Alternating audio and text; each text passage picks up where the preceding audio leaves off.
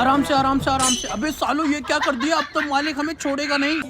अबे फुल्लू तेरे साथ काम करने में मुझे बहुत मजा आता है। अरे मालिक मैं कारीगर ही इतना अच्छा हूँ। अबे साली ये क्या कर रहा है, तुझे यहाँ से ईंट लाने के लिए किसने बोला? सारा काम खराब कर दिया। हाँ और पीछे और पीछे और पीछे और रुक जा सबे साले पूरी दीवार गिरा दी तूने। एक काम ढंग से नहीं होता।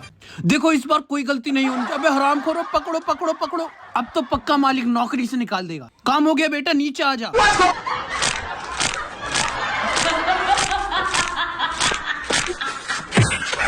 अरे हरामखोर मेरी उंगलियों का तो भरता बन गया। चलो ना पापा, तुम तो फालतू में टेंशन ले रहे हो।